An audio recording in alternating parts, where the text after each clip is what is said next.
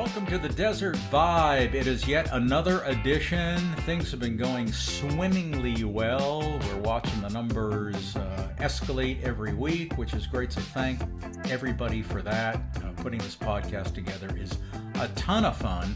I'm Glenn Gardner. I'm Walt Richardson. I'm Jamie Ray. And we have a guest today, a very, very special guest, good friend, longtime friend, and musician, Mr. Hannes Kvaran. How you doing, buddy? Hey, I am good. It's good to see you, man. You too, Walt. Hey, listen, I'm going to start. Jamie Ray, why don't you go ahead and ask a few questions while we have you on? I would love to. Okay. Unfortunately, Hannes, good to see you. I'm You going to too. have to cut out short today. I've got stuff going on that I got to get to, but I wanted to ask you. Unlike Walt and I, we have never have anything Yeah, going yeah. on. I know you guys are not Got busy. all day, I'm whatever. busy for the Take next your 3 time. years. Take your time. I'm busy for the next 3 years. So, Hannes, I know they're going to ask you the deep questions and, how you got to Arizona and this and that. But I want to know, every time that you've known Walt forever.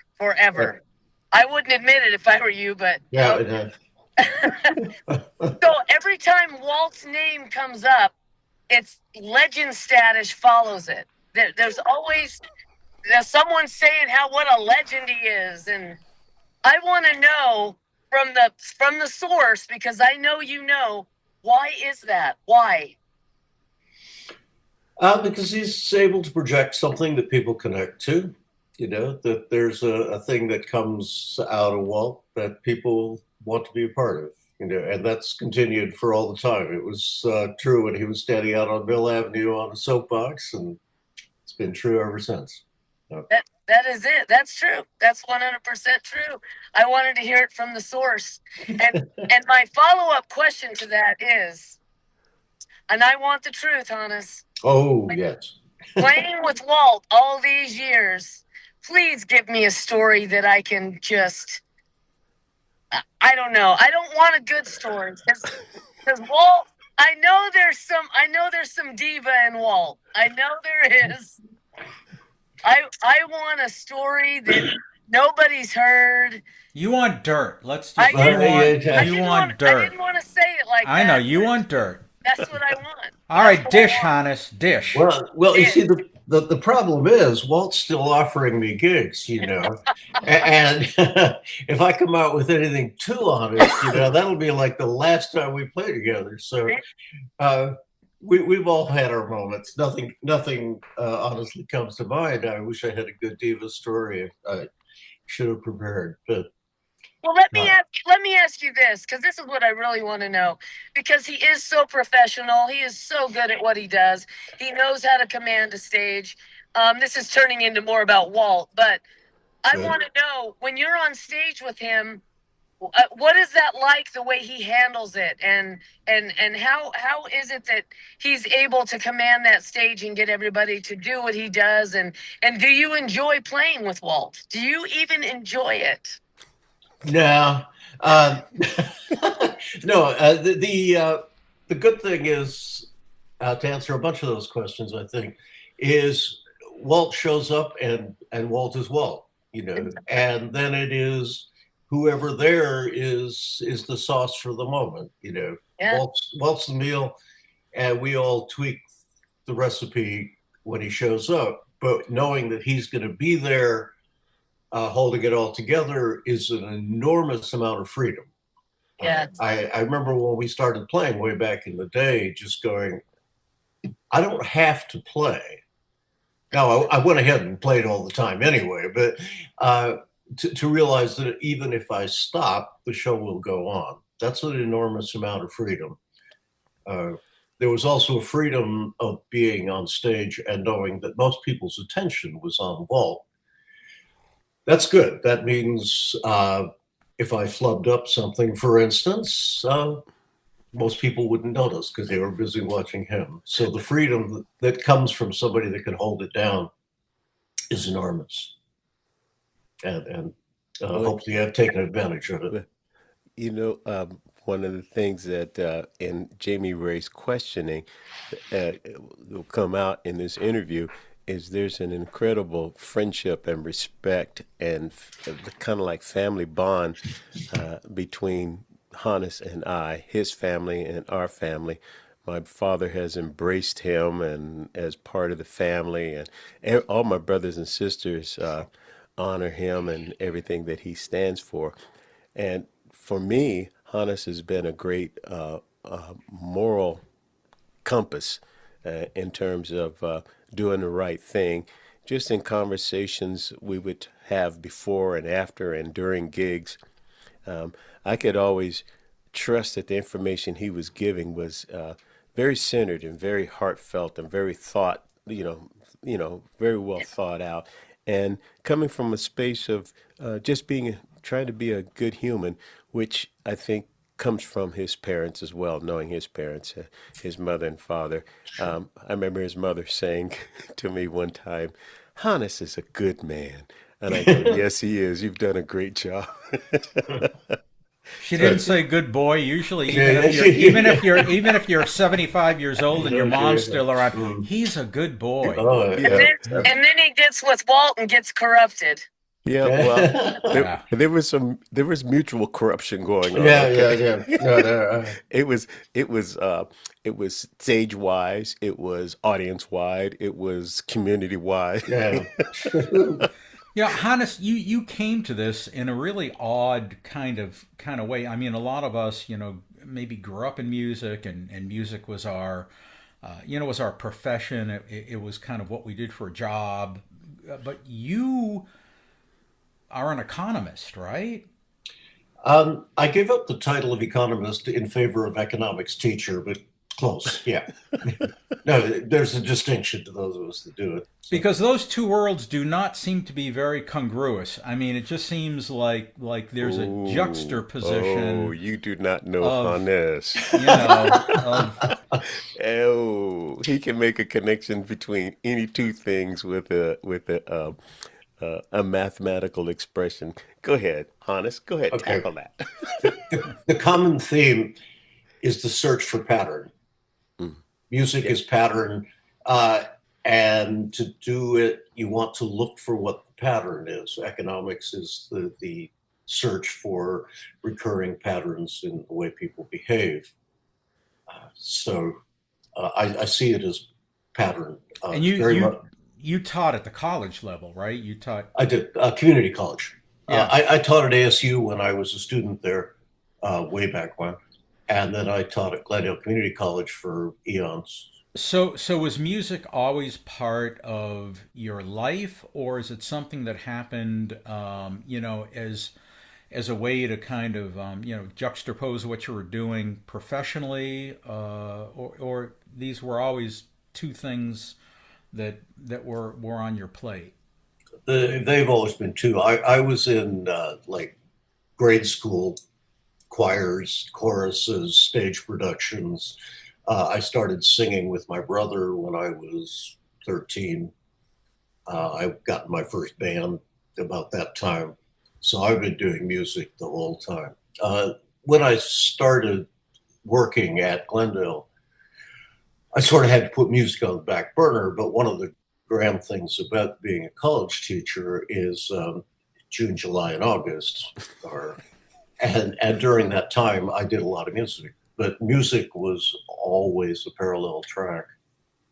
And really, I think of the third big track was my family. Right. Yeah. He has a beautiful family. He's got wonderful kids, and then he's got grandkids now, and all of them are just awesome. That's true. One of the things that, Hannes, when people sit down and talk to you, I know this information because we have chatted, is tell us a story of where you were born and where the places you have traveled and how you ended up in Arizona. Okay. I was born of an American mother from Pueblo, Colorado, and an Icelandic father. They met at Berkeley during the war, and then they rushed off to Iceland to have 3 kids, of which I was the third, in a very small town on the north coast of Iceland, Siglufjörður. We were there until I was a little over 2 years old, and my dad got a job with the United Nations, which took us to Sri Lanka, where we lived for 12 years. I spent a little time in a boarding school in South India. Then for high school, I moved to the Philippines, where you spent some time there too. Yes, I did. So I did pretty much high school in the Philippines, left there, went to Eastern Michigan University, worked in bands with my brothers, my two older brothers, and then came to Arizona to do work on a PhD, which, shall we say, was elusive. Uh, Well, you're still working on it. I'm still working on it. Yeah, Yes, all, yeah. all I It's need just is, it's in progress. yeah, I need to get my committee together again. I get it. I get So I'm officially ABD, but that's officially so. The But the interesting thing about the part in the Philippines is that we happen to have been in my father was stationed at Clark Air Base. You guys were in Manila, right? yeah, outside. Yeah, And he was going to the international school. I was going to Clark Air Base, and we were there at the same time, but yep. we didn't know this. And our basketball teams would play each other, and everything was pretty competitive over on the islands. You know, all these teams would get into. You'd be playing Japan, and you'd be playing all these other air bases. International school was one of those games where it was kind of like it was more like a scrimmage. It may come as no surprise that I was not on the team. Uh, But the funny thing about it is we didn't know we were in the Philippines until, it's like, what was it, 10 years later, yeah, after being there, we were having a conversation, and it turned out that he was there at the same time. And he's like, yeah, oh my God, small world. We, yeah. we crossed paths before we eventually crossed paths. That's Well, your backgrounds are really very similar. I mean, Hannes, you were traveling around yes, because your dad, took you, to where his vocation was, and same exact thing with Walt. And sure. that's kind of, again, we talk about these confluences of odd circumstance, Yeah. but they sometimes seem maybe, more karmic than than just happenstance. But So, because out of 6 billion people on the planet, that two guys in Phoenix, Arizona, that both play guitar, that ended up meeting each other somehow, some way, also were within spitting distance, in the right. Philippines at the same It's time. only it's only 60 miles apart, right? I Yeah. mean, No, Manila was and it Clark are about 40 to 60 miles apart from each that other. right? Yeah. Now, I Eh, have a question real quick. So we already know this from Walt from traveling around, but Hannes, what is your take on the music scene in Arizona, having been all over and seeing music and traveling and meeting musicians in other places? What is your take on the music scene in Arizona compared to that? Well, there's not enough. Of course, there's never enough. So, but the musicians that I've gotten to know, largely through Walt, but not entirely, have been spectacular people. So, in that sense, the music scene has treated me incredibly well. Uh, Very often, music demands that you give your whole to it. I've managed to sit on the outskirts of the Phoenix music scene, sort of lurking, uh, and being able to taste it, but not wholly committing to it the way a lot of other people like Walt have. well, So the music scene here has treated me incredibly well. the funny thing is if you knew Hannes, you wouldn't that statement right there, you would think it was the other way around. He was always ready and willing to play. He was in the studio with us on our very first project together, and we've all like I say, it's a great community, a great co-op of musicians here in Arizona.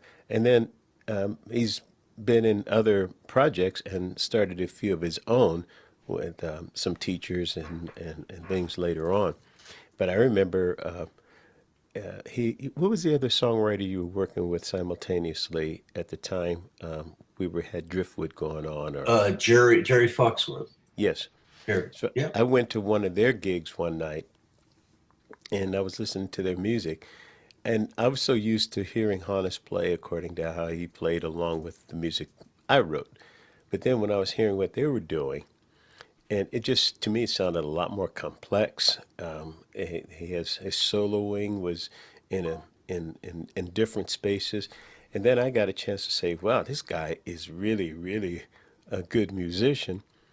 And I used to always hear other people say that, but watching him work in another project as well, a lot of respect grew out of that. And then I was like wondering if he was gonna, ever come back to the stage if he found something that challenged him a little bit more than major minor chords. Yep. It worked for me. So, Uh, what would be some of your favorite moments on stage throughout your career in Arizona? Some of your favorite moments. well, the one that probably cemented our friendship, perhaps, I think it was Lily's graduation from Ah, university. yep. And we were playing at Chewy's out on Mhm. Mill Avenue there. We were doing the happy hours those days. And you told me that your family was going to show up. Mhm. And I had no idea what your family meant at that time. And your next question was, do you know how to play Danny Boy? Yep. And I thought, well, hum a few bars and I'll fake it. Maybe I Right. can, maybe I can't. And of course, your family, headed by your dad, who was a force of nature, and your mom, who was delightful, and then many, many siblings. I lost count somewhere. And you all got up and did the Battle Hymn of the Republic Yes. was one. And then I backed up Walt Sr. On Danny Boy. Mhm. Turned Yeah. out we got through it. Yep.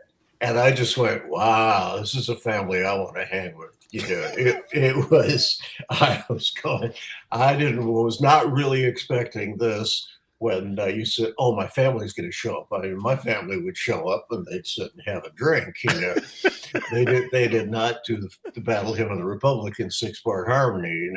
It was awesome. That just killed me. And of course, knowing your family through all the years, all your siblings and your parents, has just really added to my life. All the way up to this day, man, they ask about you and that kind of on all of that. Um, so, Hannes, there was just a little while back you were on a program where you were doing a seminar instruction online about songwriting. Yeah, Do you remember this? I do. And you brought up, you just brought up some really interesting things about your approach to songwriting and the ways, the use of chords and things like that. Can you kind of like in a brief way talk about your structuring well, I mean, not so much brief, but talk about your approach to songwriting that makes your songwriting so unique and works so well. You make the difficult part look easy, and I would like to hear or Wow. have you explain to the people how you do that. So when I did that, I tried structuring it around two ideas. One was write what you don't know, Hmm. and the other is think inside the box. Hmm. So the boxes I've created, uh, there are a lot of different techniques, but the common theme is figure out the chords to the song before you do anything else. Mm. Force a chord structure. Mm. And then what I have are multiple ways of deciding what those chords are. Hmm. So by a sort of formulaic approach, I decide what the chords are, Hmm. and then I try to make a song that fits those chords. The other part of There's writing, the economics instructor coming out in the. whoa, yeah. You should have stuck with the please be brief part of this question. And the other box is that, as you know, I've written a bunch of stories, long stories. That puts you inside a lyrical thematic box that you sort of have to live with. But the nice thing is, to me, the hardest part of writing a song comes at the point where you go, well, what am I going to write about? Mm-hmm. Well, if you already have a preset story, then you still have a lot of choices. Who is going to be singing this? From what point of view? How is the story going to be advanced? But at least you know I need a story about. I need a song about some particular instance in the story. But one of the let me try one technique that I like is I take a song that I like by somebody else, occasionally by myself. So I write out the chords to that song, and then I have a cute little formula by which every chord in that song is replaced with another chord. So you now have a whole new set of chords that are based on some other song. And then you proceed to write a song using these new chords. Yeah. And that way you start in a very confined space. This is the working inside the box. Yeah. You create this box, and then you have to find a way to live inside it.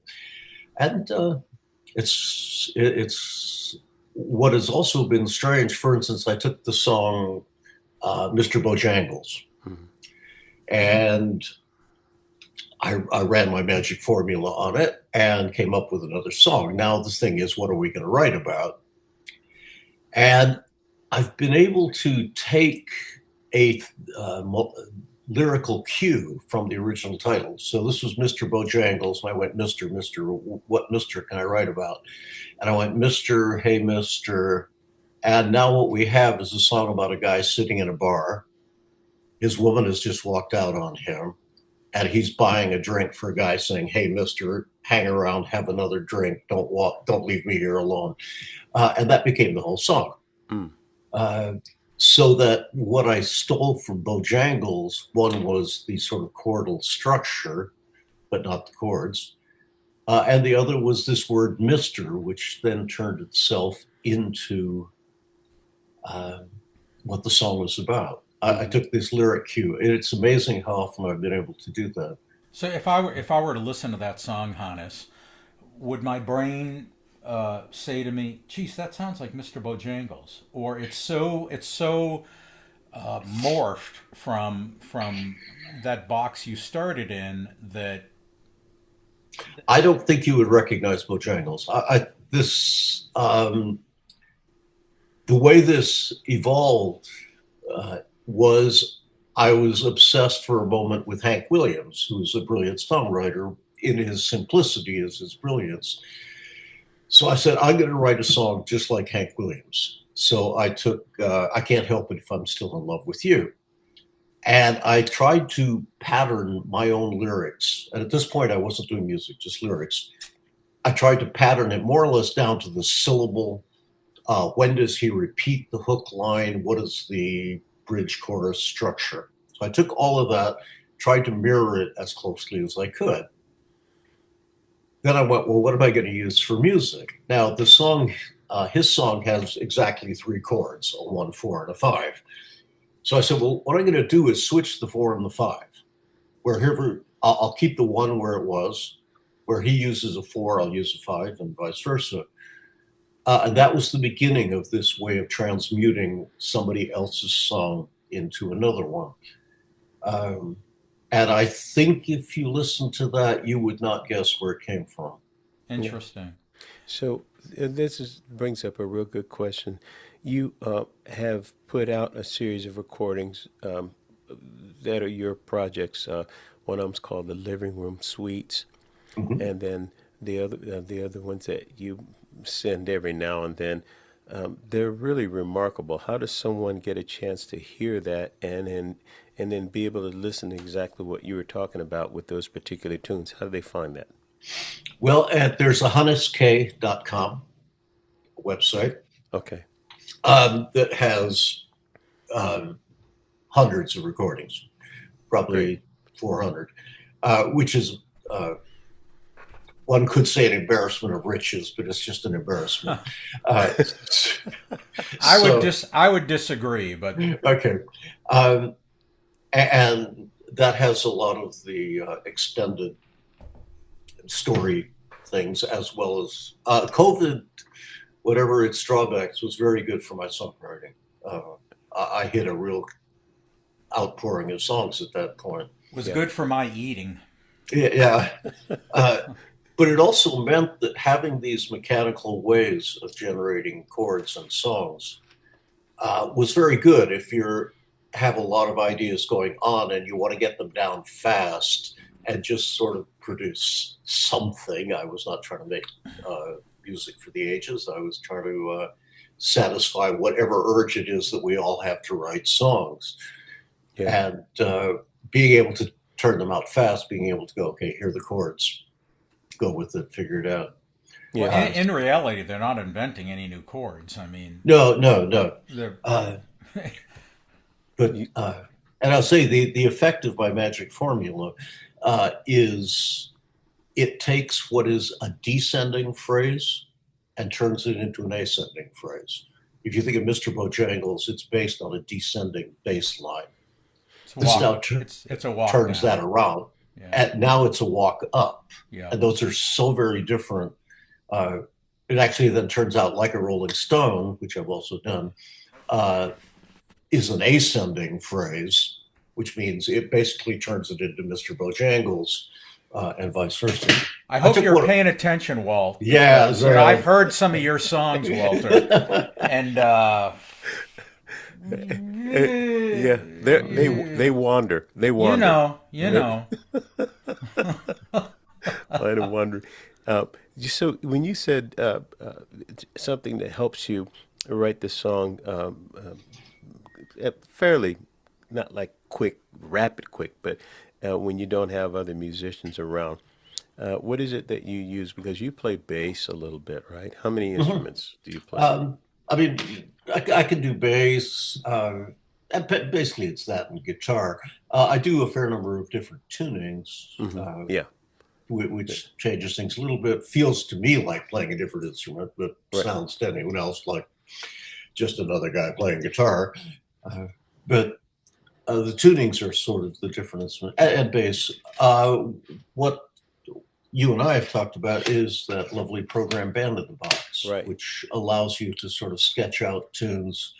I use GarageBand while I'm recording at home, which is good for my purposes, certainly. It's easy. And what that does for a songwriter is it does give you a chance to get your idea across, sonically, where you can just nail it down. Mm-hmm. And then when you take the song to musicians, they can approach it which way they want, which doesn't mean they necessarily follow what was written in what you put together in Band in the Box. They just know how the whole arc of the song goes, and then they can add whatever it is that works for them, that's within their range of talent. Because there's a lot of people who have a country western approach. There's some people have a jazz approach, and some people have blues, and then a mixture of things. And so when they bring that to the table, it's kind of like a fusion of ideas that this basic structure of like what is offered in things like Band in the Box, in GarageBand. You can use Kyle the drummer just to get your basic beat of how. Sure. Yeah. Kyle the drummer, and then Kyle helps you write the song, and then you go take it to a local drummer like Dowell Davis, and he puts some funk on that. Now you're ready to go. And now you got a beautiful song, No, Band in the Box is an amazing scratch pad. But definitely. And I don't use it for all it's worth. I have used it on a fairly primitive level, but it is this really nice template scratch box. Well, when you use it in the way that you do, you can definitely hear your chord structure and Hmm. how that moves because the program has to move with what you put in there. And but your guitar playing is what really seals the whole thing together when you're going into some of these transitions because I'm listening to the lyrics when I'm hearing it, and I'm listening to the melody, and then the background moves, like you say, maybe goes ascending when you think it would need to go descending, but the way you make it work is like, oh, whoa, that was nice. Good. It's nice to slide up instead of always knowing that you're going to Hmm. slide down and use gravity. But when something moves up and the lyrics go this way and then the music goes that way, it creates an interesting tension that makes you pay attention to that line. Oh, And good. and it makes you think about it in a way where, did I hear what I really heard? Because now that music moved it this way, and I got to pay attention to that line, and it makes it stand out. Uh, I want to talk about one of the songs that you wrote called "Tears of Light." Ah, Am I saying that right? yes, you are. I And think Glenn heard it the other night, didn't she? I yeah, did indeed. and isn't that amazing tune? And there's a lot of science behind uh, the chemical makeup of tears that they're it's still the same water, but the chemical makeup of it is changed if it's tears that are sad or tears of sorrow or tears of joy or tears of laughter. The water in the tear is is the chemical makeup of it is different, and he notes that inside of the song without saying it in the song, and it's really tied around the theme of retirement. Did I get that right? Well, I wrote the first draft of it was for my retirement party, and it was sung to my colleagues. I liked the song enough so that I went back and replaced the more specific retirement uh, references with what I hope were general observations. But that did come out of, yes, my retirement party. Yes, it did. It was a thank you to all my colleagues, And and the song is kind of too. There's like a, if I'm remembering right, there's like a kind of a cleansing aspect to, to tears. That Yeah, there's almost a regenerative thing going on. Um, well, the hope the what sort of became the central theme after a few iterations was you cry to get rid of what you have too much of. oh, Right? What you're yeah, trying to do is flush something out of your system. When you hit your system with something it's not used to, you are in a chemical imbalance, whether this is pain or even joy. And your body's uh, response is to try to return to equilibrium by getting rid of the thing that there's too much of. mm, So, my hope is the thing you have too much of inside you is light. yeah. I want you to have so much that you need to yeah, get rid of it. That was the it's a beautiful, beautiful thank song. you. It Thank you. really Really is. is. It So really is. You know, it Hannes, is. you are like the ultimate musical chameleon. I think I've gotten the chance to get to know you, which has been Sure. awesome, and I've had the opportunity to watch you play many times and play with many different people. And what strikes me is your ability to almost seamlessly catch the flow of what they're doing and just do it. There's no chart, and I mean, there are many people that can play very well. We all know a lot of Sure. people that play well, but a lot of times when they're playing with someone else, well, can I see a chart? Let's run through that. You have this incredible knack of being able to get up on a stage with absolutely no warning whatsoever. I mean, like zero, and just seamlessly weave this thing together, is that something you've actively worked on, or it's just some innate thing? Or talk about how you approach that, because you've become a person that if you show up, let's say at an open mic, or you show up at a jam or something like that, or even if you're in the audience and someone calls you up or whatever, they just know that, well, that's Hannes, and he's gonna take out his spinning wheel and put something flawless together, something really cool. Wow, that's very kind of you. Thank you. One is a lot of what I'm doing is in fact visual. I'm watching people's hands, and I can recognize what a C chord is and what a G chord is, which is why I always want to be standing to the right of a guitar player so that I can see their hands. Obviously, if they're a keyboard player, I can't rely on that.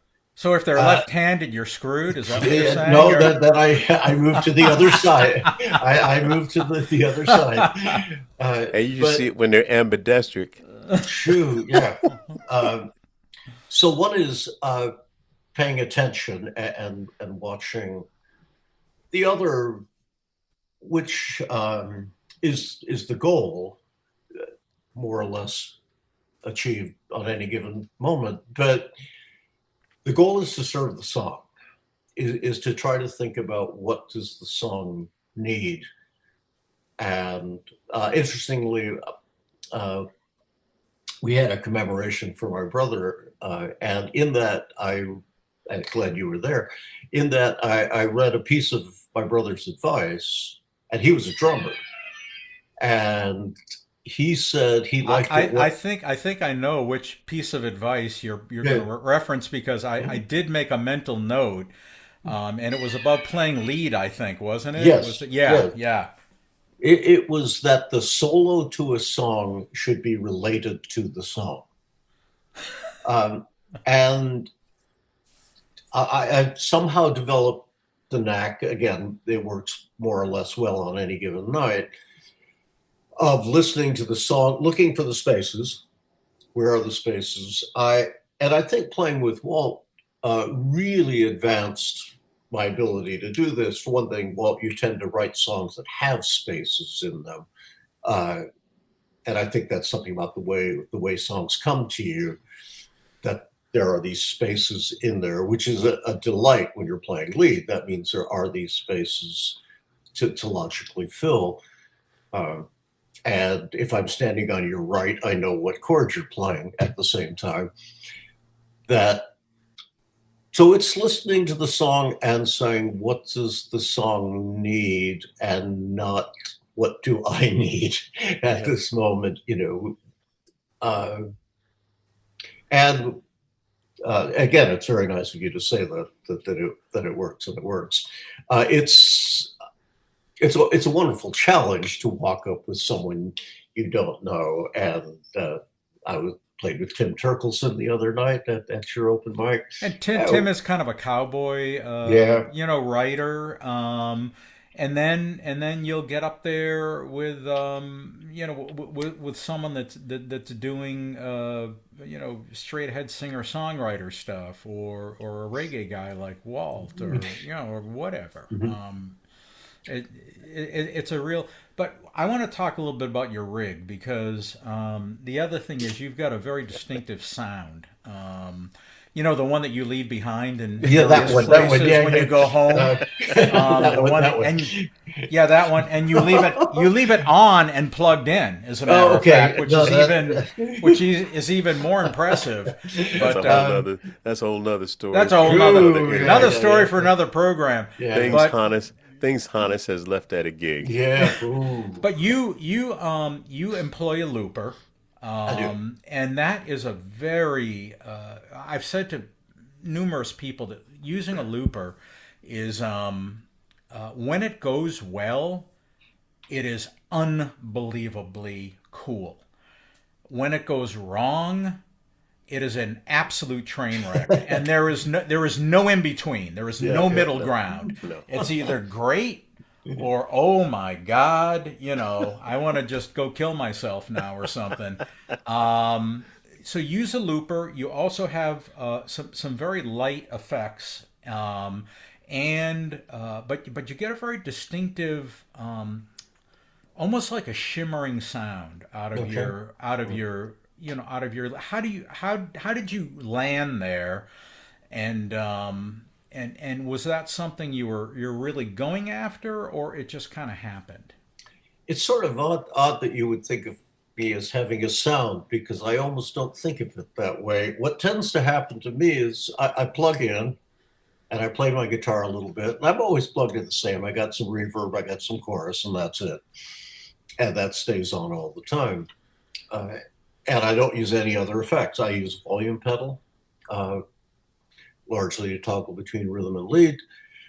But I'll plug in and go, oh, that's what my guitar sounds like tonight.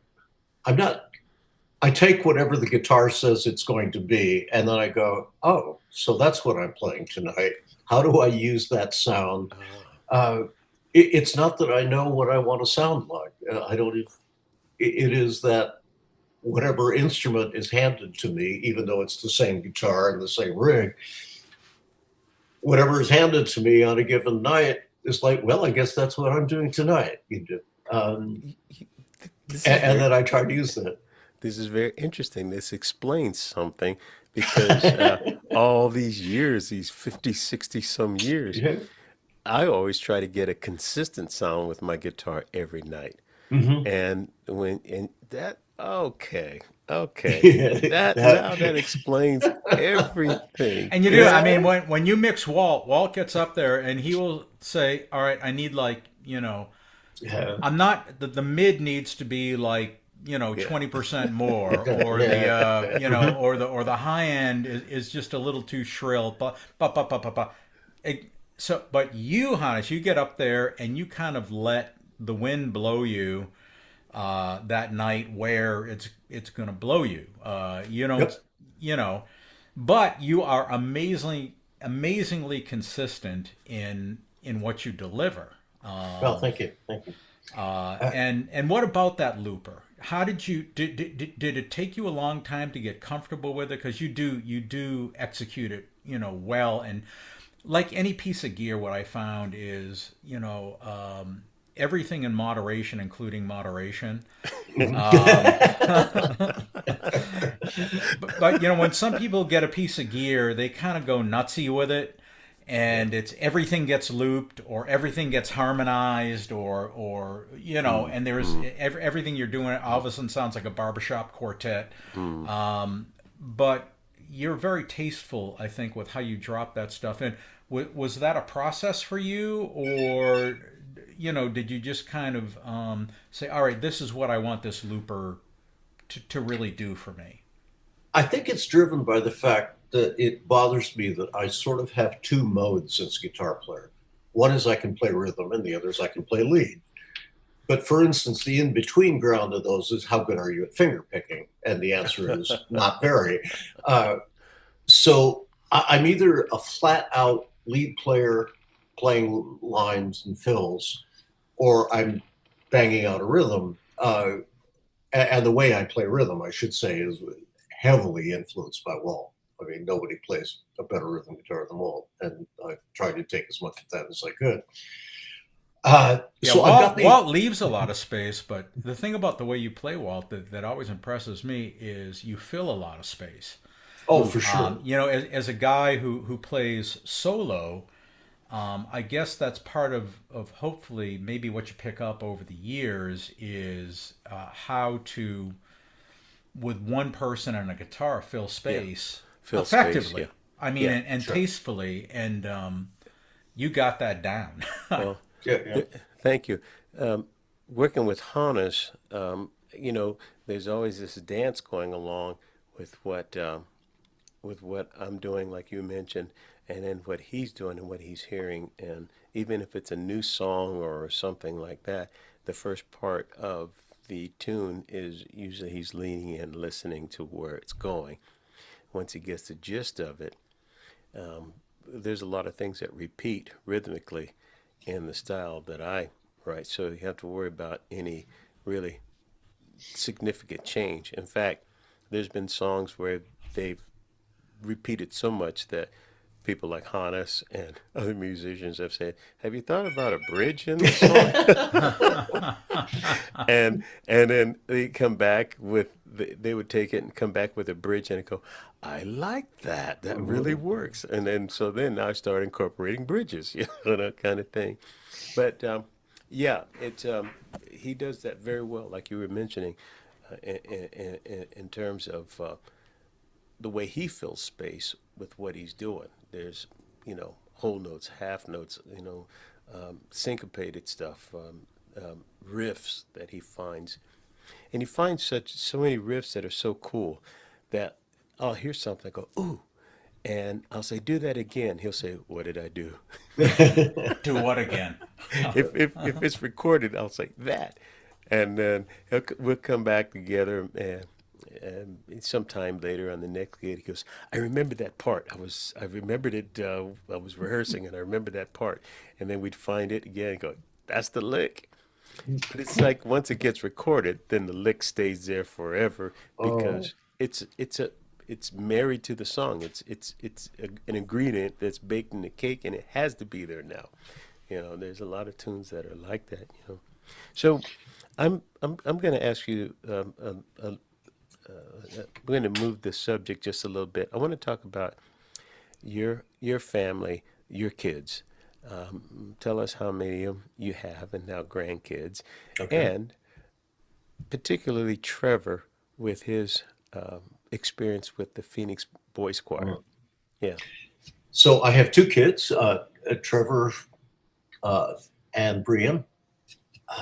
Trevor lives in Tucson, where I have two grandchildren there and a wonderful daughter-in-law there. And then Brian lives 2 hours in the other direction, which is up outside Flagstaff, with Matt, her husband, and two wonderful grandsons. So, yeah, they have, of course, been a treat. Trevor, it turned out, when I realized that he had some musical ability, I can't remember how old he must have been, about 8 years old. Yeah. And we were driving along in the car, and we were playing a CD by kind of a jazzy thing. And he's in the back seat. He's kind of singing along. And I thought, well, that's cool. That's, kids sing along. And then the sax solo came on, and he sang it. Oh. And I went, okay, that's not normal. So we need to find. He had heard the song a bunch, but he had learned to sing the sax solo. And I went, okay, this is not a normal level of talent. This is good. So we took him to the Phoenix Boys Choir, which was just a magnificent organization. And as you know, he went on tour. They would go on tours, one to Europe, one to Japan, Philippines. He played at my high school when he was in the Philippines, Hawaii. They did on that tour. Then they did a couple of tours. They did a West Coast tour here. They did an East Coast tour down Florida. They were just a spectacular organization. And well, Glenn, you got to see. I don't know if you got to talk to Trevor, but Yep. He's And I got to hear him as well. yeah. And he still sings. He's never really done it as a gigger. But and he used to show up at Walt gigs selling tickets to finance the Phoenix Boys Choir, and your gigs were always profitable. Boy, we would show up, with a 10-year-old in a Phoenix Boys Choir blazer, and Oh my God, yeah. man, that was good for selling a lot of raffle tickets. So we would go see his show at the Christmas show. Sure. That was always nice. One of the things that I used to tease Hannes about is I say, here it is, you and me, we've been playing music for X amount of years now. Here's your son. He's in the Phoenix Boys Choir, and he's coming home on his suitcase. He's got stickers from Madrid, Philippines, Japan, China, Hong Kong. I said, on your suitcase, Hannes, you got what? Yuma? Yeah. Tempe. Tempe. No, Roosevelt Row, that was a. Well, we should probably be wrapping up here pretty soon because we're kind of butting up against an hour. But Okay. but I just want to say I'm so glad that Walt had the notion to bring you on because I've learned a little bit more, and I always enjoy when when we're together, Sure. particularly if Walt isn't there. Um, it's it's usually a good time, and Absolutely. Absolutely. but your playing style and we talked about, but one of the things that's neat, I think, about your writing that we haven't really hit on yet is you write these. Well, I don't want to exactly call it a rock opera because I don't think that's what it is. Yeah, it's close But enough. yeah, I maybe there's no other way to describe it. But they are long form presentations, really, of sometimes kind of complex stories. Can you just talk about that for a couple of minutes Okay. before we roll here? Because it's an important part, I think, about what you do, and I always enjoy when I'm in a format where I can consume some of that.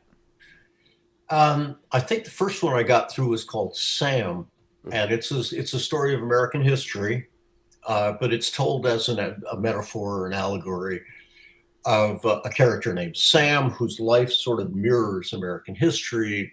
The other characters are a metaphor for Spain, who's his mother, England, who's his father, Canada is his brother, Mexico is the girl next door. And I sort of tell this story of Sam, but if you know what's going on, you can see that this is an allegorical presentation of American history. That one I got produced at Glendale Community College. We actually did this much years ago. Another one like that is called Westman. Westman is the story of Western philosophy. Uh, so, as you say, they're a little dense in terms of subject matter. I did a couple biographies. I did Christopher Columbus. Galileo is some people's favorite. I like I Galileo like a lot. I like Galileo. Yeah. I did The Wizard of Oz recently. I wrote one about my family. I wrote just an 8 song piece describing my family. Like I say, I think it makes it easier to write. It turns out all the things I've written have been taking an existing story, American history, the story of my family, The Wizard of Oz, taking an existing story and deciding, okay, I'm going to write a song about that. It's a great way to answer the question, what am I going to write about? And uh, there's also the Wally Bornman is a local musician author, and he started writing a book, and I just started piggybacking on that and wrote 20 songs to accompany his book. Um, it's a great way to get an idea for a song is to let somebody else give you the idea and follow it from there. Well, there certainly aren't many local people, or maybe really anywhere, writing in that format because it's hard. um, you Well, as I know, say, in some ways, I think it's easy. yeah. But Well, using your formula, I guess it fits well. But the ones that I've heard, I've really enjoyed because oh, thank I you, just kind of thank you. like that. I like that kind of thing. But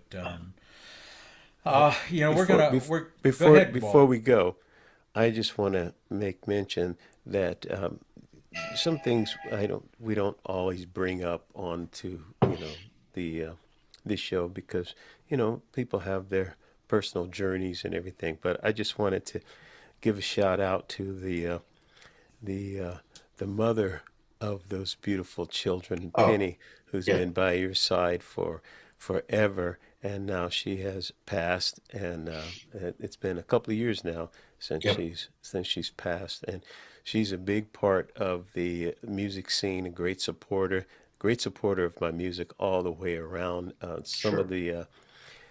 Some of the reasons certain steps were made is because of Penny, and that's exactly how I met Hannes. As Penny came up to me and let me know that her boyfriend at the time played guitar, and so I always tell this story. There's a tree in Tempe that at a house party one evening, and I was standing outside. I had my guitar, and she introduced herself and told me that her boyfriend played guitar. And go, I said, okay. And I said, does he have his guitar? And Hannes came up, and we played our first song together. It was Dock of the Bay. Ooh. And from there, friendship came. So I just wanted to mention love and respect for Penny being such a wonderful person, a beautiful spirit through the whole journey. And, she rests in glory, and her job is done, and then she can enjoy the fruits of her labor from a different perspective. And, and we definitely share tears of light with her. Yeah. And Okay. when her brief journey, well, when she passed, suddenly. She So appreciates that, I'm sure.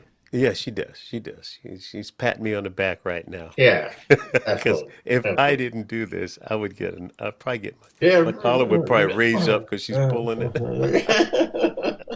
Love you, Penny. Love you, love you. Yeah. Hannes, thank you so very much, man. Well, thank you And both. all What a of treat. these, What a treat. all, all of these interviews always end with the same feeling. We got to get you back so we can tell some more stories.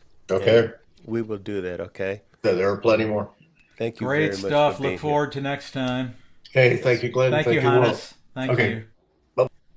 That was a great idea, Walter, to have Hannes on. I always enjoy when I run into him, and he's Yeah, everywhere. I mean, yeah. he is out there, which is He great. he he he he looks so he looks as if he's not the kind of person who's up front and moving around, but he, with his quiet nature, he's a can do person, will do person, helps out wherever he can, and is privi he doesn't jump on anybody's stage, but he helps where if you say, can you play, he'll say, yeah, well, okay. Yeah, Well, he he's gets always willing. invited a lot, He does. and He does. there's a reason, you know. Yeah, because number one, some of the people like to have the accompaniment and know of him, and then other people like yourself, you need the accompaniment and to lift. You need someone better Yeah, you need somebody better to help balance it so that all out. everybody doesn't leave, by the time Right, the end of the song happens. right, Yeah, definitely. he is spectacular, Yeah, and and what you see is well, what you I mean, get. and were it not for you, I never would have met Yeah, him.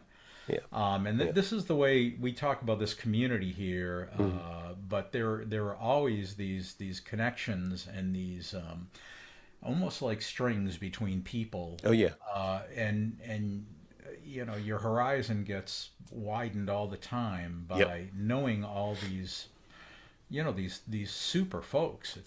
yeah. It's just incredible. It is. And last night we record the show on Thursdays usually, as we are this show, which is April 30th. So Walt's show last night at TCA, again another phenomenal Yeah, show.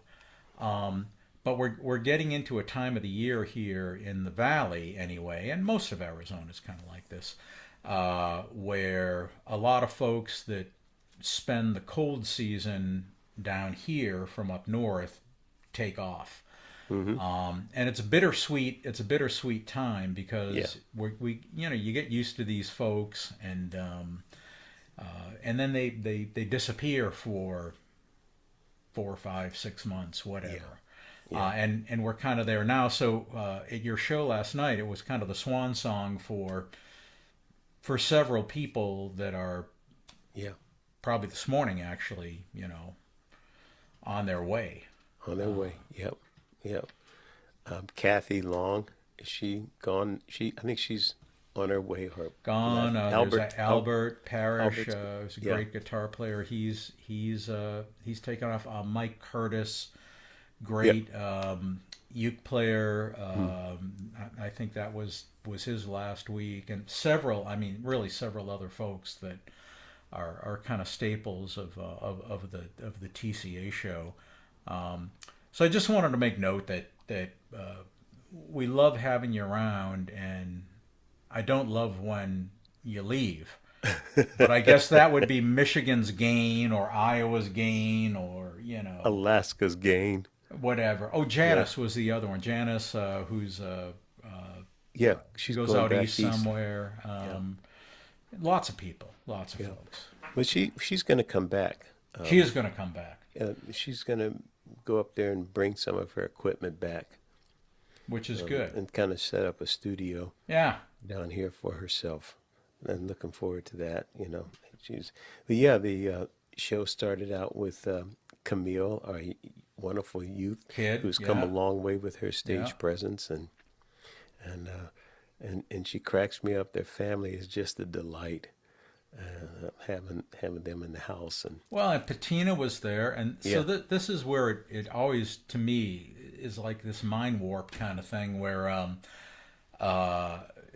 after the youth gets up there, then some other folks, Patina gets up there, and you say to him, how old were you when you started coming here? And he says, like, I don't know, it was like in 20 or something, or 18, 19 or 20, 19, something like that. And he said, yeah, so now I'm 40 something. something, I don't know. And I'm like, Math. wow. How can that, that's a good chunk of his existence that you get to see this arc of someone's musical, and not just musical, but their personal journey too. Yeah. Which is amazing. And when we had the songwriter showcase happened at the TCA in conjunction with the open mic night, he was one of the artists that was in that series. And as a kid, go back. I say a kid, but as a teenager, basically. Yeah. And you can go onto the Tempe Center for the Arts website and see, his performance, and the way they filmed and edited that program is just amazing. You get a spoken interview as well as a live performance. It's all spliced in together. It's just a wonderful crew at Channel 11 here in Cable 11 here in Tempe that was on board at the time. I think a lot of them have since retired or moved on to some other jobs and everything, but I think the most of them have retired already. Just a great crew, cameramen, editors, directors involved in that. So that was a neat story, because it really was a great scene setter for for getting ready, for you go on hiatus and then start thinking about the next season. Yeah. Which will be what, 18? Yeah, we'll be in our 18th year. Which is pretty spectacular. So well, they are what we're going to sit and have a little chat about here pretty soon is they are gearing up for their 20th year of that building being there. So the open mic night started, I think, in the second year of the building being there. So we're starting to have plans on what we're going to do a year out, a year and a half out, or something of this nature. And so I'm looking forward to being a part of that, or hearing what they want from me. That should be super exciting for a whole year. I'm sure they're planning all kinds of neat stuff. They want something for the whole year going on. Yeah. The other thing is, not just to toot our own horns, but alongside of the podcast here, there's ideas going on behind the scene that you and Jamie Ray and the city and other folks are putting together to promote the songwriting and get performances in different songwriting performances in different venues. One of the places that is going to be one of those events is going to take place over at Cartel Coffee. If we just talk about a little bit of what's live, loud, and local over here. Yeah, we miss you, Jamie Ray. She was out in a car earlier, which is why you might have seen. It looked like there was a mushroom cloud up on her head. Yeah. It was like a reflection, I think, off the windshield or something. Yeah. But, Her her higher self was showing up. Absolutely. On the, let's see, what is this? Oh, on the 29th of May, the Cartel Coffee pop-up series is happening. You're on this one, I am on that right? one. You're on this one, and I think it's you, me, and Eric yeah, Ramsey Eric and Ramsey Beth and Lederman, I think. Beth Lederman Yeah. is going to be there on piano to fill in Ooh. if we want anything. It might be good for you to send some music to her if you got 2 or 3 songs that you know you're going to play, and she can just get an ear on it ahead of time, and then she just lightly fills in on what's going on. You know, it doesn't have to be something that is rehearsed or anything that's going to take up any of her time. Take all the help ahead I of can time. get. She's pretty good. She's pretty good at picking up. Yeah, picking up on everything. So, yeah, we. So is that going to be a kind of a thing that's Yeah, probably every 2 months or something Cool. right now, testing water, because the production company that's being put together is something that's going to go into promoting that into the different Tempe Center for Arts, Mesa Center for Arts, and blah, nice? blah, blah, blah. And that cartel is at Oakland University, right? That's It's the at Ashen University. University. That's right, Yeah. Cartel Coffee is one of my favorite coffee shops. I They've love been it. around for 20 some years I now. I love think. coffee. Yeah, they have great stuff there. Yeah, and it's a nice little community of people that sit there. It's so close to the campus of ASU that most of the people sitting there are, putting projects together, trying to get homework done, trying to Or get that have already exam gotten done. kicked out of the university, and that's where that's their new home. Well, that's why they walk across the street or across the alley to Casey Moore's to go get that beer, get them libations Stuff you going. If they need. got kicked out, you just There you go. coffee and then walk across the alley and get some beer or whatever. Beer So, or whatever. have you started planning the next Reggae Fest? That's Well, one of the things that I'm working on is the project that's on the 17th of January in the new year, and it's the Winter Sun Family and Friend Fest at the TCA.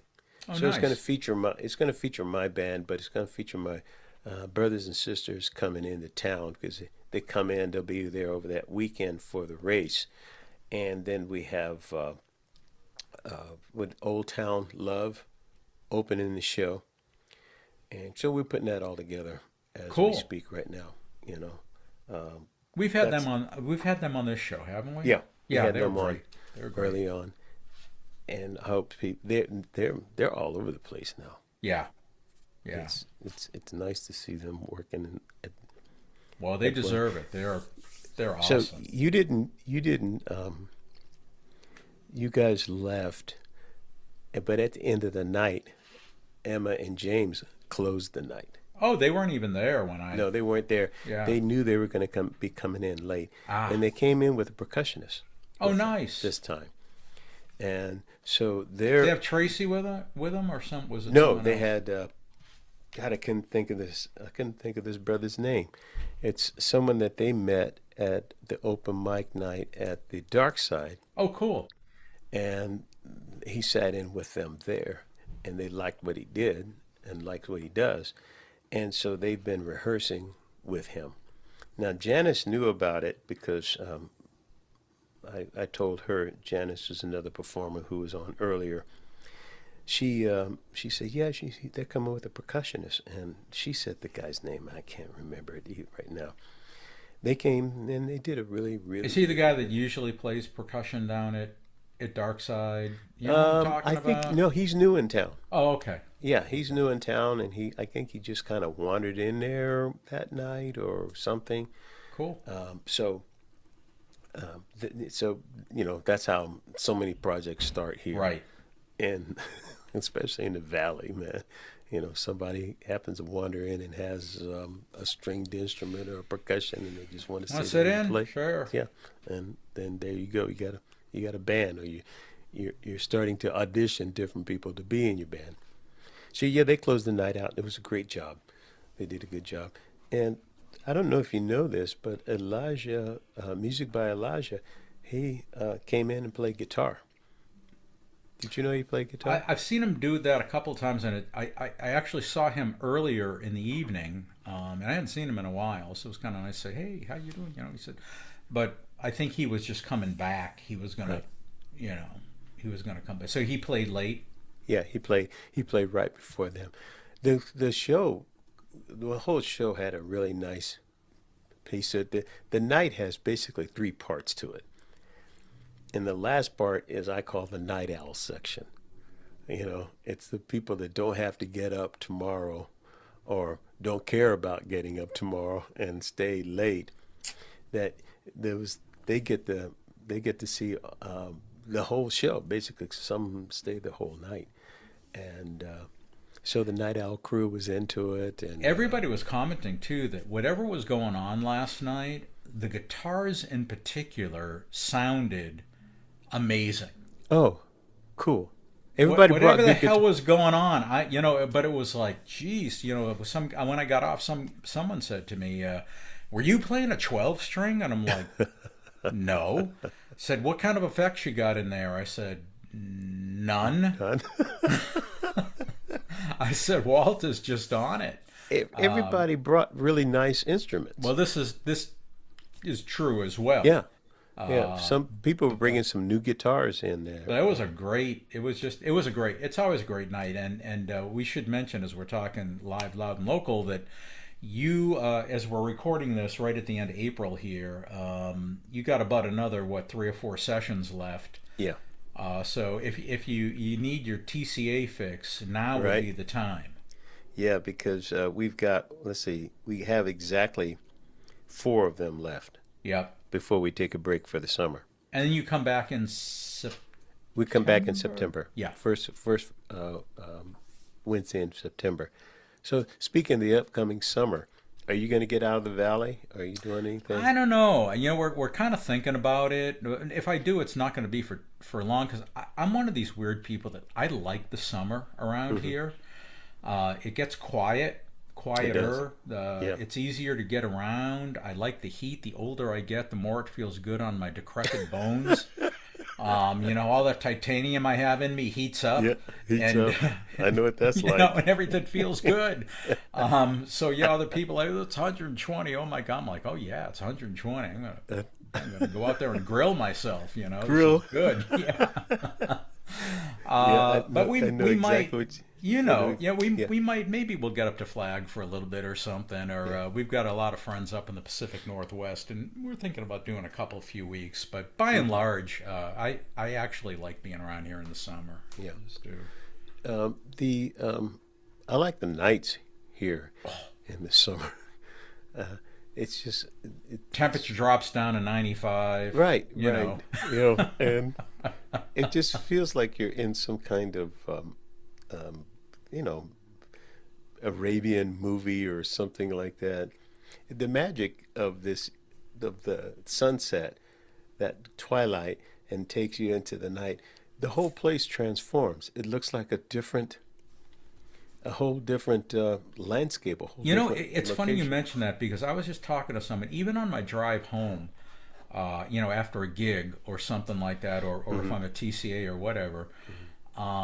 Phoenix and the Valley, and I'm sure Tucson, Flag to some extent, are like this.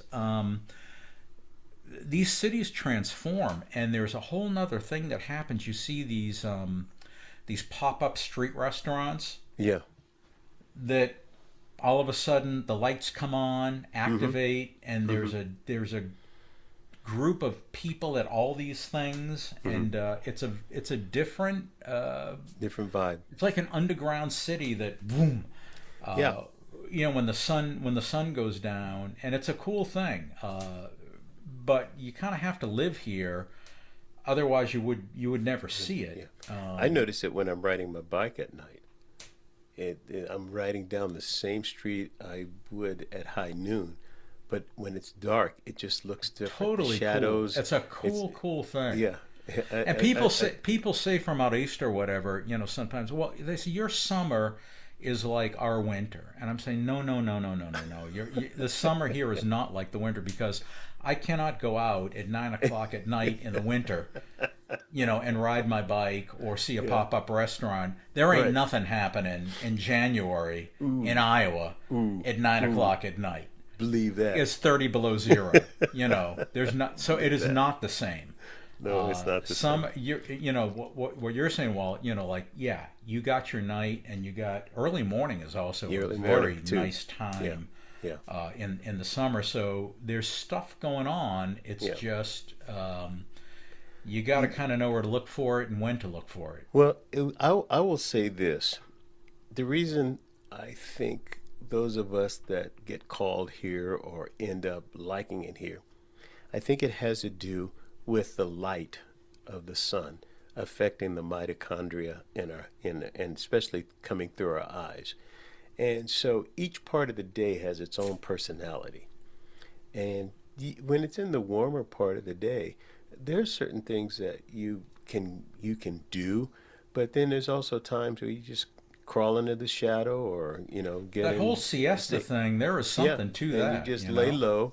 And then when it's starting to, sun gets to a certain angle, now you go into a different kind of heat, and it's that convection heat.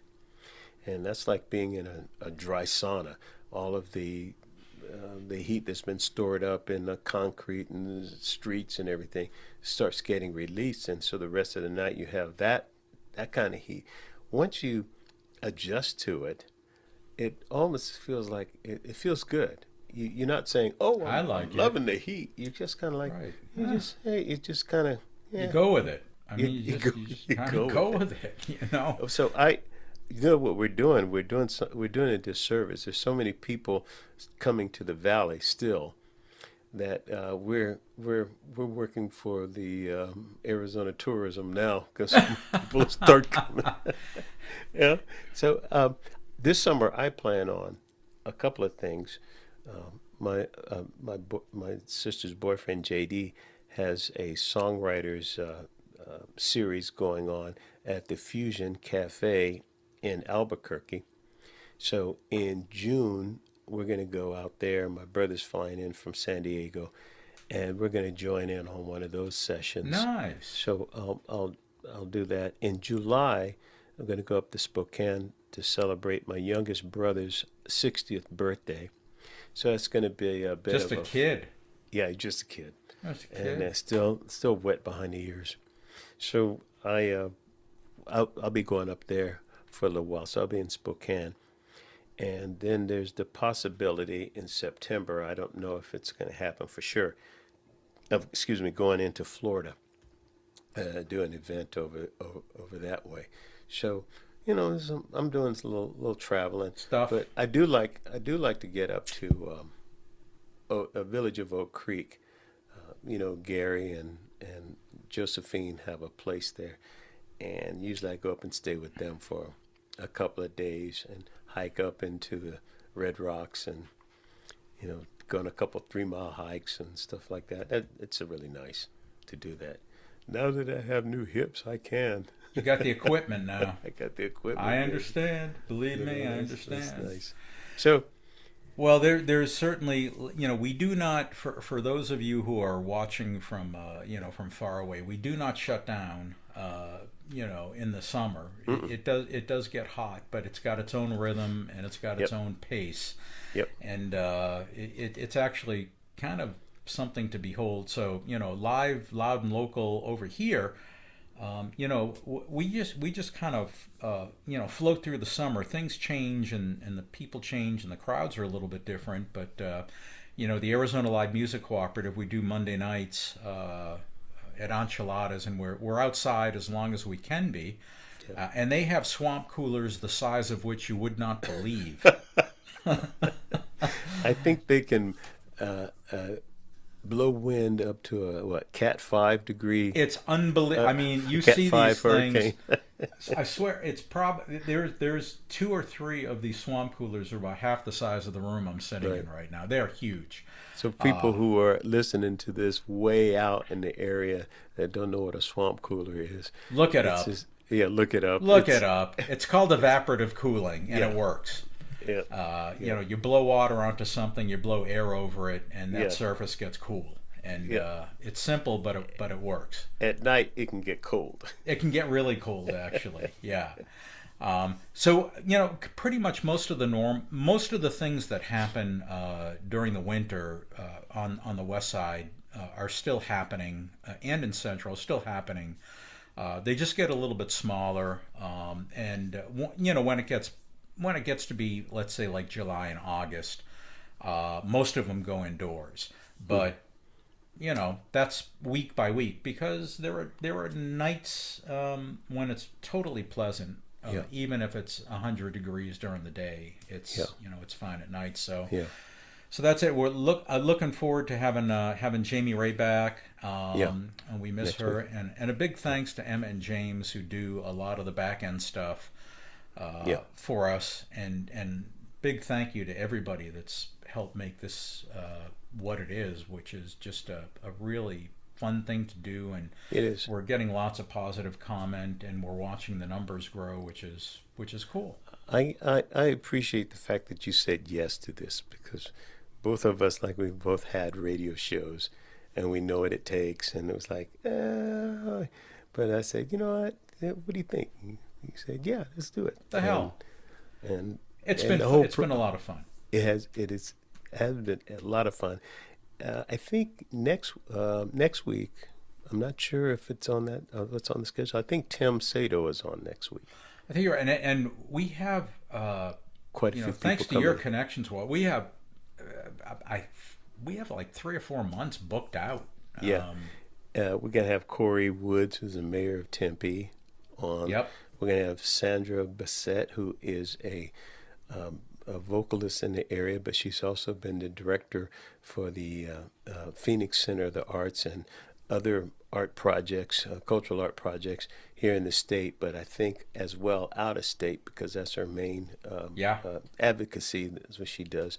She's excited about being on the show. We're going to have Diana Lee, another great vocalist here in the Valley with a real strong history to the Valley. We're going to have Mark Zubia on. Looking forward to that. Danny Zalesko. Yeah, Danny coming Zalesko. on. We've reached out to him, and he's going to circle back and get with us. One of the dates went away that he could get on. It went away, so we'll see what, maybe it'll be in July or maybe even August. We'll have him on lots of on the great show. So great we're looking stuff. forward to it, man. It's nice. Yep, it is nice. Well, I'm Glenn Gardner. I'm Walt Richardson. And till we meet again, you be good to yourselves. Take care of one another. Let's give peace a chance, baby.